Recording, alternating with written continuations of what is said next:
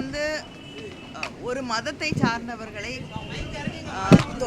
இழிவுபடுத்தக்கூடிய வகையிலே காங்கிரஸ் தேர்தல் அறிக்கை வந்து இஸ்லாமியர்களுக்காக எழுதப்பட்டது அப்படின்னு வைத்த அந்த குற்றச்சாட்டிலிருந்து தொடர்ந்து வந்து இது வந்து இஸ்லாமியர்களுக்குன்னா அவர்களும் இந்த நாட்டில் குடிமக்கள், அவர்களுக்கும் நமக்கு எல்லாருக்கும் இருக்கக்கூடிய எல்லா உரிமைகளும் அவர்களுக்கும் இருக்கு.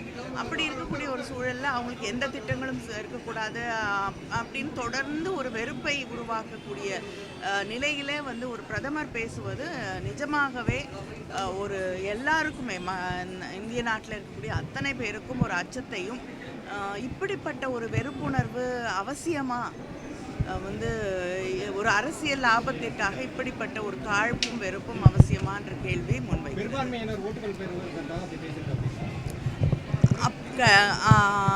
ஒருவேளை வந்து ஒரு போலரைஸ் பண்ணால் தனக்கு அரசியல் லாபம் கிடைக்கும் அப்படிங்கிற எண்ணத்தில் சொல்லப்பட்டிருக்கலாம்.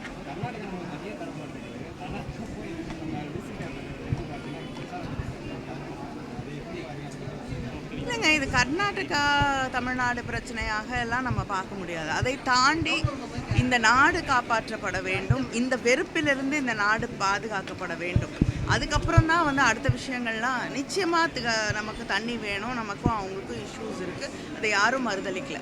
ஆனால் எல்லாத்தையும் தாண்டி இப்படிப்பட்ட ஒரு வெறுப்பு வந்து மனிதர்க்குள்ளே வந்து விதைக்கப்படும் போது திருப்பி மணிப்பூர் தான் வந்து இந்த நாடு முழுவதும் மணிப்பூராக மாற்றப்படும் அப்படிங்கிற ஒரு அச்சம் எல்லாருக்குமே இருக்குது. அதிலிருந்து மக்களை பாதுகாப்பது வந்து நிச்சயமாக எந்த தவறில்லை.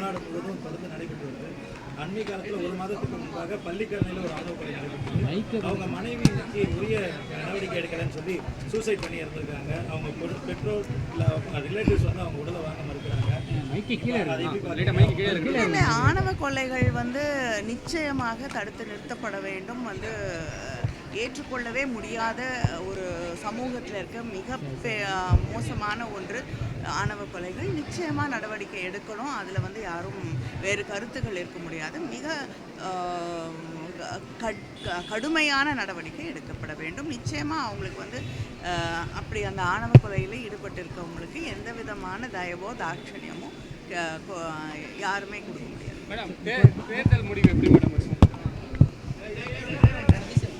இல்லை வடக்கில் வந்து பிஜேபி தான் அதிகமாக வரும்னு சொல்லிக்கிட்டே இருக்காங்க அவங்க, அதனால இல்லை எப்படி வர வேண்டும் அப்படிங்கிறது, வருங்கிறத விட எப்படி வர வேண்டும் அப்படிங்கிறது ஒரு வெறுப்பிலிருந்து மக்கள் வந்து மனித நேயத்தை நோக்கி போக வேண்டிய ஒரு காலகட்டத்தில் நின்று கொண்டு இருக்கிறோம். அதனால் அதை நோக்கி தான் அரசியல்.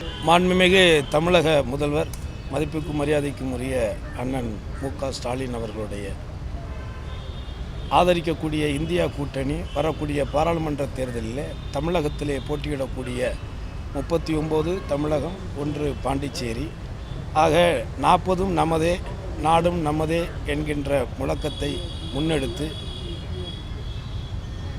இந்தியாவை 2வது விடுதலை போராட்டத்திற்கு மக்களை அழைப்பு விடுத்த முதல்வரின் கோரிக்கையை ஏற்று நாங்கள் தென் மாவட்டங்கள் முழுவதும் கோயம்புத்தூர் உட்பட தீவிரமாக பிரச்சாரம் செய்தோம். நிச்சயமாக 40 தொகுதிகளிலும் 39 தமிழ்நாட்டிலும் பாண்டிச்சேரி ஒன்றிலும் இந்தியா கூட்டணி, குறிப்பாக திராவிட முன்னேற்றக் கழகத்தின் தலைமையில் இருக்கக்கூடிய இந்தியா கூட்டணியும் திராவிட முன்னேற்றக் கழகமும் மிகப்பெரிய மகத்துவமான ஒரு வெற்றியை பெறும் என்பதில் எங்களுக்கு முழு நம்பிக்கை இருக்கிறது. மக்களுடைய ஆதரவும் நிச்சயமாக அதை நோக்கித்தான் இருந்தது. ஆகவே இந்த தருணத்திலே அந்த வாய்ப்பை எங்களுக்கு முக்குளத்தூர் புலிப்படைக்கு வழங்கிய மாண்புமிகு முதலமைச்சர் அவர்களை பார்த்து நன்றி தெரிவித்து அத்தனை தொகுதிகளிலும் வெற்றி வாய்ப்பு பிரகாசமாக இருக்கிறது என்கின்ற நற்செய்தியை அவரிடத்திலே சொல்லி வாழ்த்து பெற்று வந்தோம். நன்றி. இல்லை, ஏற்கனவே தேர்தல் அறிக்கையில் நிறையா கோரிக்கை கொடுத்துருக்குறோம். எங்களுடைய வழக்கமான ஜாதி ரீதியான கணக்கெடுப்பு, அதை நோக்கிய இடஒதுக்கீடு, அதை வந்து இந்தியா கூட்டணியின் தேர்தல் அறிக்கையில் சொல்லியிருக்காங்க. ஸோ அதை தாண்டி வந்து மதுரை விமான நிலையத்துக்கு சுதந்திர போராட்ட வீரர் பசுமன் முத்துராமலிங்கத்தருடைய பெயரை வைக்கக்கூடிய அந்த கோரிக்கையும், அம்மா அவர்கள் 95 வெளியிட்ட கள்ளர் மறவர் அகமுடையோர் என்கின்ற அரசாணையை நடைமுறைப்படுத்த வேண்டும்ங்கிற கோரிக்கையும் முன் வச்சிருக்கிறோம். நிச்சயமாக வரக்கூடிய இந்த ஆட்சி மாற்றத்துக்கு பிறகு, மத்தியில் ஒன்றிய அரசினுடைய ஆட்சி மாற்றத்துக்கு பிறகு, இந்தியா கூட்டணியினுடைய ஆட்சிக்கு பிறகு நிச்சயமாக இந்த கோரிக்கைகள் அனைத்தும் பரிசீலனை செய்யப்படும் என்கின்ற உத்தரவாதத்தை கடந்த முறையே முதலமைச்சர் அவர்கள் எங்களிடத்தில் வழங்கியிருந்தார். அதை தேர்தல் அறிக்கையாகவும் இந்தியா கூட்டணி வெளியிட்டிருக்கிறது. இந்தியா முழுவதும் ஜாதி ரீதியான கணக்கெடுப்பு நடத்தப்படும். அந்த கணக்கெடுப்பின் அடிப்படையில் அந்தந்த மக்களுக்கான தொகையினுடைய அடிப்படையில் இடஒதுக்கீடு பிரித்து வழங்கப்படும் சொல்லியிருக்காங்க. நிச்சயமாக நான் முழுசாக அதை நம்புகிறோம்.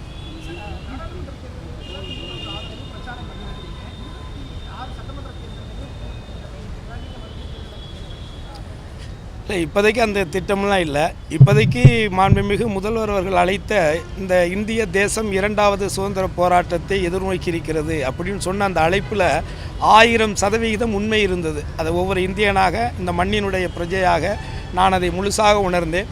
ஆக இந்த கடந்த 10 ஆண்டு கால ஒரு மதத்தை மட்டுமே மையப்படுத்தி ஒரே நாடு, ஒரே மதம், ஒரே மொழி, ஒரே தேர்தல், ஒரே ரேஷன் கார்டு என்கின்ற ஒரு என்ன சொல்வது, ஒரு ஜனநாயகத்துக்கு புறம்பாக இந்திய அரசியலமைப்பு சட்டத்துக்கு எதிராக செயல்பட்டு கொண்டிருக்கக்கூடிய பாஜகவினுடைய அரசு வீழ்த்தப்பட வேண்டும் அப்படிங்கிறதுல எல்லோரையும் போல் நானும் உறுதியாக இருந்தேன்.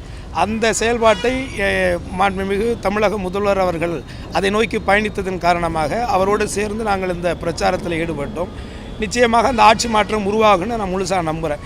வரக்கூடிய காலங்கள் என்பது அந்தந்த காலகட்டத்தின் சூழலுக்கு ஏற்ப நடக்கும்.